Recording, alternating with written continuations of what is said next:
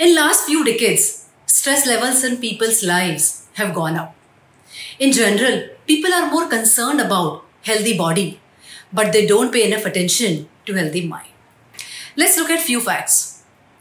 A person may look physically healthy, but can have high stress levels, leading to anxiety, high blood pressure, diabetes, etc.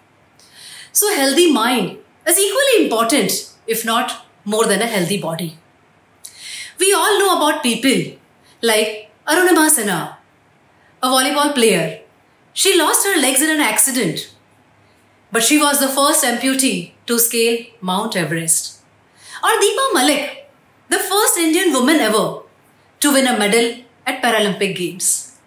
She has been dealing with paralysis below chest and spinal tumor treatments since last 20 years. Such people have beaten all the odds and scaled heights despite physical challenges.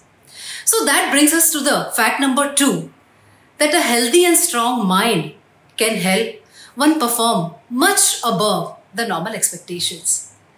So our mind can be source of strength or source of stress. It depends on how we mind our mind.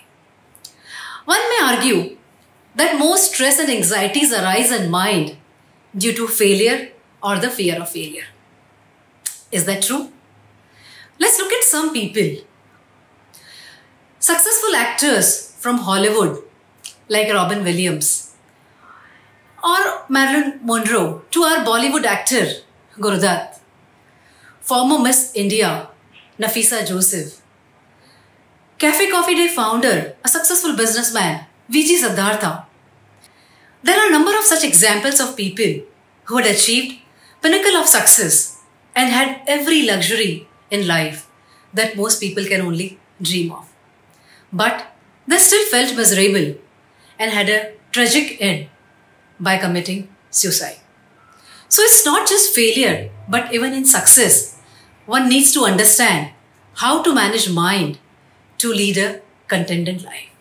So what is stress? Stress can be defined as any type of change that causes physical, emotional or psychological strain. Stress may also result into other mental disorders like depression or anxiety. And all the so-called lifestyle diseases like blood pressure, diabetes are stress-induced diseases. 1 out of 7 Indians is affected by some sort of mental illness. Though medicines work for some people, along with counseling and different therapies, I wanted to know, why do these problems even begin, and if there is a way to prevent these from happening in the first place? I tried to do some research on this and was amazed to know that our scriptures, Vedas, Upanishads have covered stress, depression and mental illness quite significantly. Most of the mental problems are a result of our inability to deal with the situations and mostly how our own mind reacts to those situations. So let me ask you, if you have a supercomputer without an operating manual, how well do you think you will be able to manage it? Well, Bhagavad Gita is that operating manual for the supercomputer that our mind is. Mind is a complex system at work, and we have not been trained as how to deal with mind. Imagine, rather than doing trial and error, if you understand how to deal with your mind through an operating manual, will it make life easy for you? Let's talk about it. When people are faced with extreme situations, some people run away from home, leave their jobs, or may somehow want to escape from that situation. Arjun was exactly in the similar situation when he put down his bow, called Gandhi, and sat down in the chariot in the middle of the battlefield to give up fighting the battle. In that situation, Lord Krishna delivered Bhagavad Gita to motivate Arjun to re-engage in performing his duties. So Bhagavad Gita is not merely a religious text. It does not suggest leaving the world to choose solitude for attaining bliss, but it motivates us to perform our duties and carrying out our responsibilities to the best of our abilities. So a person dedicated to performing duties to the best of his abilities will have satisfaction of doing it well. But at times, desires can drive a person in multiple directions, and any of those remaining unfulfilled may result in frustration and anger, leading to stress. This has been explained in multiple verses of Bhagavad Gita. So does Gita teach us how to make problems vanish? Or how to make things happen as per our wishes? No. It teaches us how to train our mind and intellect so that we become resilient and achieve equanimity even in the most turbulent situations. So for those who have already attained bliss in their life and do not experience stress at all, may not benefit much from this video. Others may please watch this full video. So this is my humble attempt to share some of our ancient wisdom. By no means I'm an expert on Gita, but I'm just trying to compile a few things. Bhagavad Gita explains the concept of mind management in a very, very systematic way. In fact, one entire chapter, chapter 6, is dedicated to mind management. So let's see how Bhagavad Gita can help us in managing our stress levels. So there are 4 stages of managing stress. Step 1, understanding the root cause of stress. Step 2, implications of not understanding mind management. Step 3, what is the importance of mind and how does one use that? And step 4, how does one actually practice this? So let's start with step 1.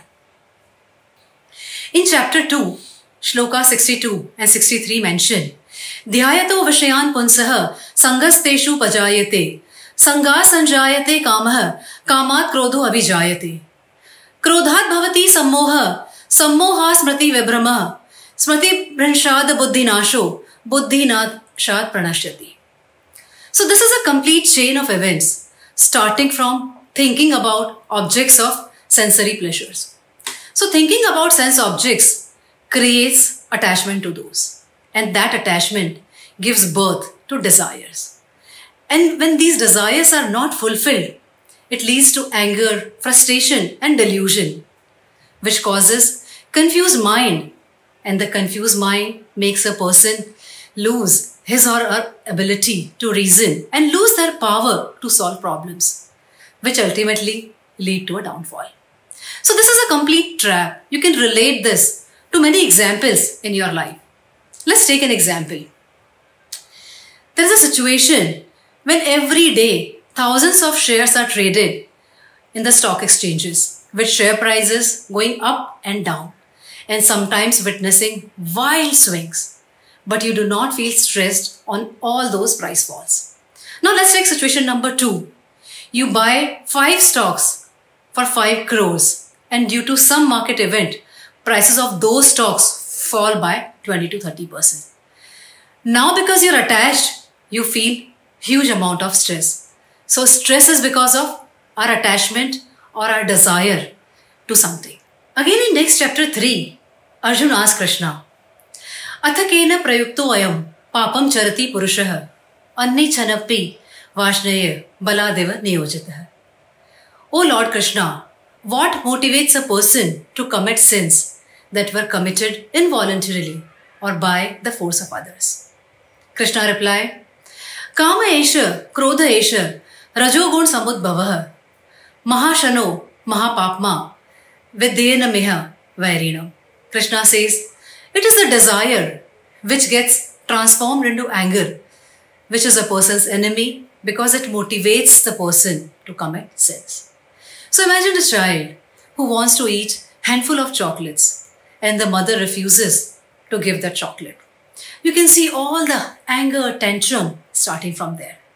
And the cause was a simple desire to eat some chocolates. So as you can see, the root cause of the stress of our problems lies in desire. In another shloka, Krishna mentions the hierarchy of relationships. Indriyani paranyahur, indriyebhya param manah, manasastu para buddhiryo, buddhe parastastu saha. The senses are superior to the gross body, and superior to the senses is the mind. Beyond the mind is the intellect, and even beyond the intellect is the soul. Just like in your office, there is clear relationship between the boss and the subordinates. Our body also follows a perfect organizational structure. Soul, intellect, mind, sense organs, and gross body. Once we understand the relationship between body, mind, and intellect, and how do they operate, it helps us to develop the ability to deal with various situations. So our mind controls our sense organs. And if the mind is not in our control, sense organs will not be in our control. So now let us understand the implications or results of not understanding mind management. Nasti buddhi ayuktasya na chayuktasya bhavana na chabhavayatah shantirashantasya kutah sukham. Indriyanam hi charatam yan mano anuvadhiyate tadasya harati pragyam vayurnavam evambhasi. A person who cannot think properly and make decisions with a clear mind cannot have peace of mind. And without peace of mind, there can be no happiness. So even one sense organ or one desire can lead you on the wrong path. Just as the strong wind blows away the ship on the waters. Imagine where this one desire can lead him to. So what is the role or importance of mind and how does one use that?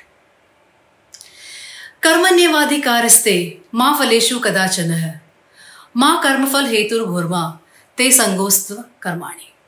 Here Krishna tells Arjun to perform duty without any attachment to the results. That does not mean that one gets into inaction. He clearly warns against inaction.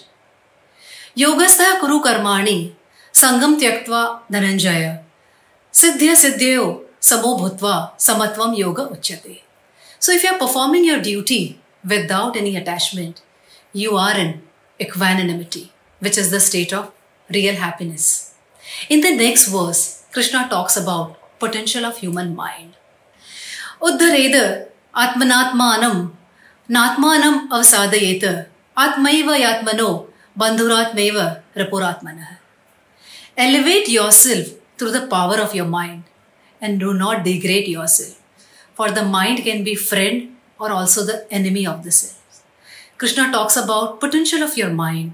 Bandhuratma manastasya yenatmaivatmana jatah anatman vastu shatrutve varte tatmeva shatruvata. For those who have conquered the mind, it is their friend. For those who have failed to do so, the mind works like an enemy. Again, Krishna is talking about being in charge of your mind. Even after knowing all these things, Arjuna is very much aware of the problems of mind. So again he asks Krishna, Chanchalam hi mana Krishna pramathi balavdadham tyasyaham nigraham manye vayureva sudoshkaram. Dear Krishna, the mind is very unstable, forceful, strong and obstinate. It is more difficult to control than the flow of the wind. This is what Duryodhana also mentioned to Krishna once. Janami dharmam nachme pravritti, janami papam nachme nivritti.